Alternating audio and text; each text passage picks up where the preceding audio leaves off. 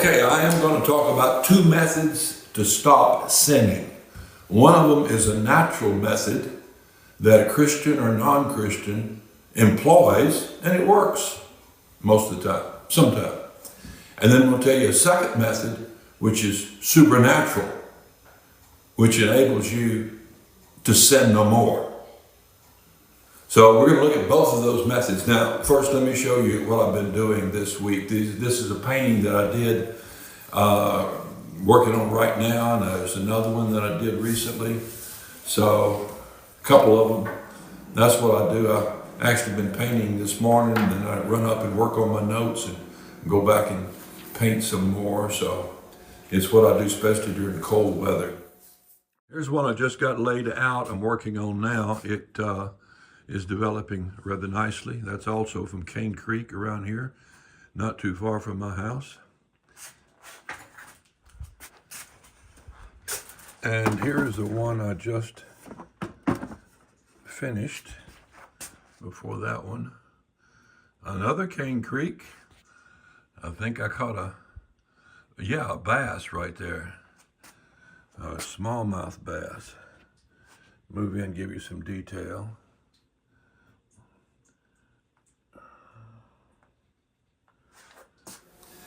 Before we talk about the two methods to stop sinning, first we're going to establish the fact that sin is a universal problem. All have sinned and come short of the glory of God, says in Romans 6:23. That all means every single one of us, without exception. If you've ever felt guilt, you've sinned. If you've ever felt guilt, you've sinned. If you've ever tried to do something because you knew it was the right thing to do, and you fail to do it, then you sinned. Now Ecclesiastes 7:20 says, "For there's not a just man upon earth that doeth good, and sinneth not."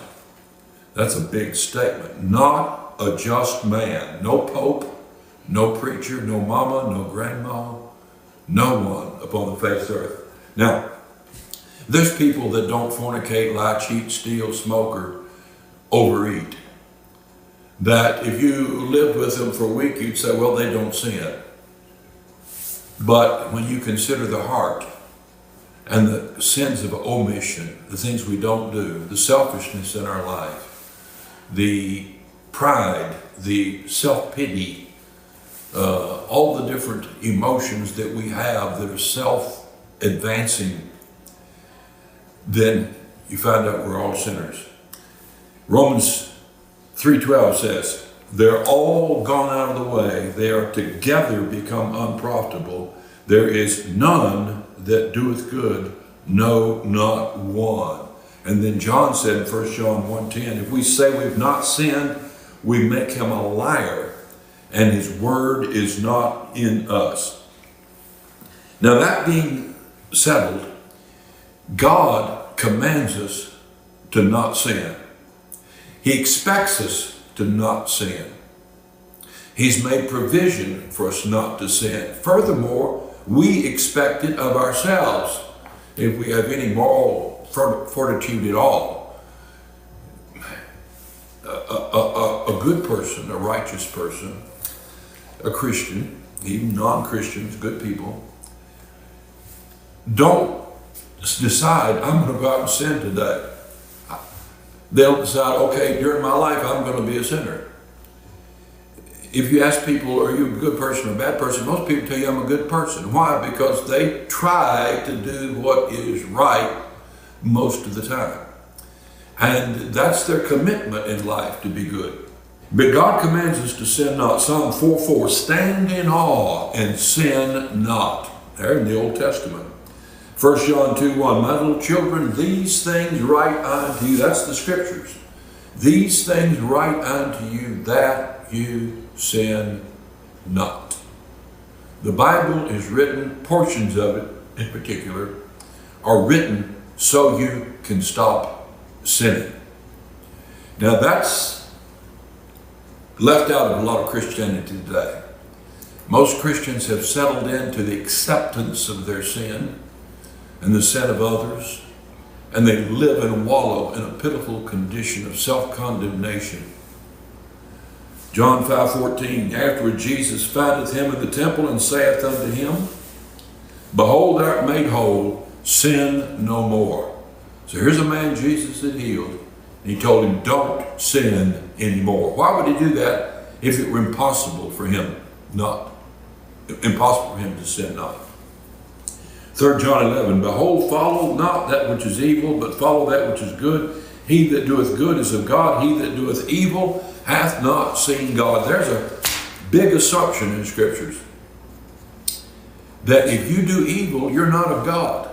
That there's a clear difference between a Christian and a non-Christian. And you can see it in their life. If they live in sin, they're of the devil. If they live in righteousness, they're of God. Now, the two methods to stop sinning, I'm going to give you the first one. It's a natural way. This natural way is understood intuitively. It's innate knowledge. It's something employed by people. Psychology is based on the assumption of the truths of this. And in fact, 99% of the sermons preached on stopping sinning are nothing more than naturalistic things that everybody universally in all religions employ. And what makes that dangerous is it leaves out the real supernatural way of overcoming sin, and it makes people content with living in a low level of expectation, struggle, and overcoming. So this natural way available to all depends entirely upon the values of the individual, the discipline the individual has, and the power they have in self-control. And that leaves out a whole lot of us. Most people don't have a lot of discipline, don't have a lot of moral courage. And I'll give you an example. I've known plenty of sinners that decided it was wrong to smoke, harm their body, and they stopped. I've known plenty of drug addicts and drunks who decided it was wrong to take drugs, it was harmful and hurt their family, hurt their wife and their kids, and it was a bad thing to do, so they stopped. Many more tried to and didn't, but the fact is some have. So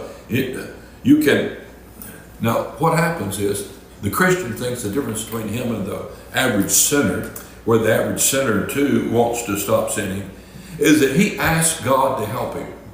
The Christian confesses his sin and then asks God, please help me stop sinning. And so the Christian is praying all the time for strength and courage and power to turn sin down and not to yield to it. And you know what? God doesn't pay that prayer any mind at all. He just ignores it. Yes, that's right. You say, why would he do that? Because God has already made provision for us to overcome sin, and we're mocking what he did when we turn around and, like any sinner, pray, give me strength not to sin. God has already done what's necessary. We'll come to that in a bit. So, how do you stop sinning in a natural way? Think about this. Any sin you can conceive of with pleasure, with the right opportunity, you'll do it. That's why TV, movies slowly erode your moral values and cause you a little here, a little there to take pleasure in things that you know you shouldn't do. But they're doing it. Seems to be fun, looks pleasurable. And especially when people get into pornography, things they never conceived of. Men who are straight down the line get into pornography, and the pornographers slip in a little homosexuality. And first thing you know, they're looking at gay porn and taking pleasure in it. That man, put in prison, put in the right situation, where there's no wife overseeing him, where there's no church, no family, will commit sodomy and enjoy it, because in his heart and mind, he's already enjoyed it. Same thing is true of all other aspects of sin. If you can conceive of it with pleasure, Jesus said you committed it already in your heart. You're already down the road to sin. So one of the natural ways to stop sinning is to stop exposing yourself to things that erode your moral perspective. Stop thinking in terms of sin. Stop imagining sin. Stop taking pleasure in sin. Discipline your mind. Everybody knows that. That's not supernatural. Now, the Bible commends these natural means. Before we go into the supernatural, I'm going to show you that the Bible does commend natural means, because the supernatural employs the natural. The supernatural is a mixture of God's power and your will. The supernatural is a mixture of what God has done for you and to you and what you do in response to it. So the supernatural is never done without you. It's done through you. We'll come to that. But God commends the natural means to overcome sin. Look at this, 2 Timothy 2:22. Flee youthful lust. You can pray, God, I've got this terrible lust on me. Take it away. I just want to go back and get a drink.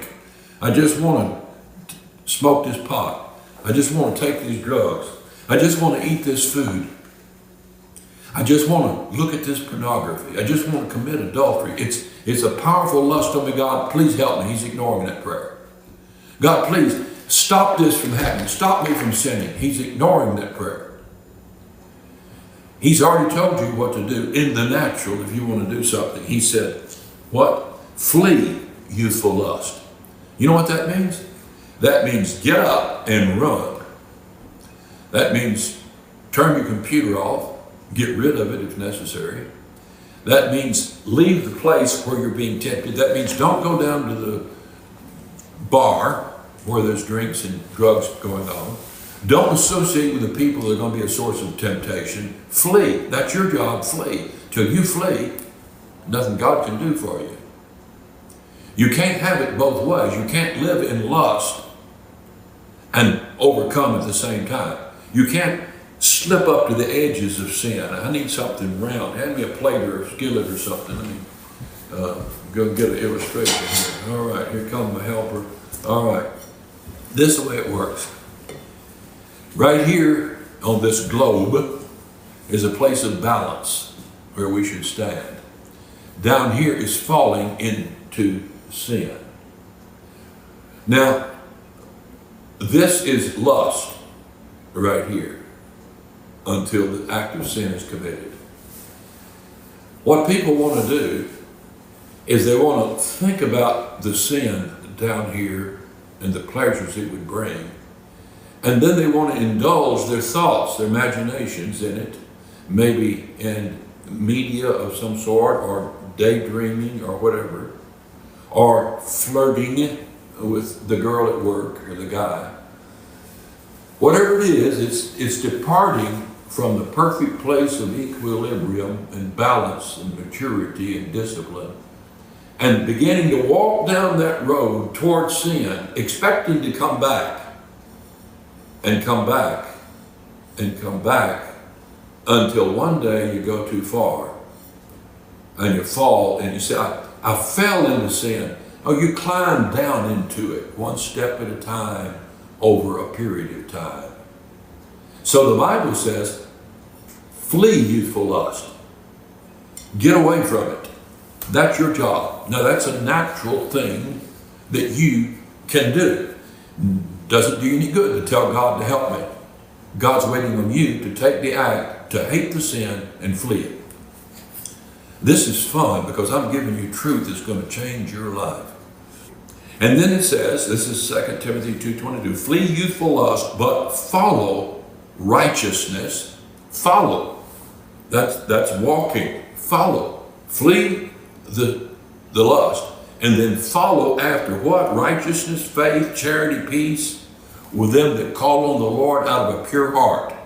Your heart may not be pure right now, but if you'll flee the youthful lust and follow after these things, righteousness, faith, charity, peace, then you'll find yourself in a place to where that sin is not pulling on you You'll get the breeze of temptation come through every once in a while, but you won't descend down into the torrents and the storms of lust that will drag you off your feet and sweep you down into the hollows and darkness of sin.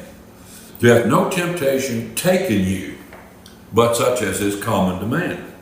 You see, temptation will take you and get you in a headlock, get you in a full Nelson. Sin will take you. If you mess around where it is, it's going to put its hands on you. But he said, no temptation is taken you, but such as is common to man. That means other people experience the same thing. But God is faithful, who will not suffer you to be tempted above that you're able. In other words, you'll experience temptation when you're walking in righteousness and purity and holiness, and you're at that point of balance. You'll experience temptation. It'll come and take you every once in a while, but you'll flee it. No temptation is taken you, but it's common to man. But God will not suffer you to be tempted above that you're able. Now, when you leave that point of equilibrium, that point of trusting God, point of a pure heart, and you begin to indulge your mind into sin, you're allowing temptation to take you down that road to ruin. And you have departed from the path of truth. You're on your own now. No temptation is taken you, but such as is common to man, but God is faithful, who will not suffer you to be tempted above that you're able, but will with that temptation make a way to escape. Notice, God does not promise to remove the temptation. He promises that you can escape the temptation. That's when you leave and leave your shirt behind. That's when you leave and you jump out of your shoes to get away. That's when you decide you despise that sin so much and what it does to the Lord Jesus Christ that you're leaving here. And that may mean moving. If you're in a location where there's extra temptation, it may mean a lot of things, but you need to be desperate. This is natural, something you can do. Hadn't gotten to the supernatural yet. And then he says, stand in awe, sin not. And that's God's command. But then he says, commune with your own heart upon your bed. So how do you sin not? You commune with your own heart upon the bed. The Bible says, speaking to yourselves in psalms, hymns, spiritual songs, singing and making melody in your hearts to the Lord. You have control of your heart. You have the input in your heart. Your brain, you can focus on what you want to think about. My wife's book, Create a Better Brain Through Neuroplasticity, right here, goes into that in a natural way, a way of science and psychology and the actual mapping of the brain. And it talks about how you can form your brain to be bent one way or bent the other way. So commune with your own heart. When you do that, you actually change your brain. And be still. 2 Peter 2:14 says they have eyes full of adultery. That's where adultery starts. It starts in the eyes. That they cannot cease from sin, beguiling unstable souls as they have exercised with covetous practices. You see, you sin because you exercise yourself to sin.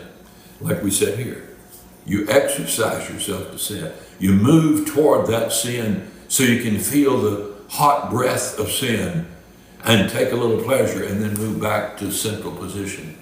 You buy that food you shouldn't eat and you leave it in the house. And then that hunger hits you about 2 in the afternoon. And what happens? You start gorging on that stuff that's going to blow your body up and shorten your life by 10, 15, 20, or 30 years. Having eyes full of adultery, they've exercised with covetous practices. 1 Corinthians 15:34, awake to righteousness. Listen, you got to wake up. The world, you've been made captive by Hollywood, by the media, by the world around you, by all the advertisements. Awake to righteousness and sin not. That's what God expects you to do. Sin not.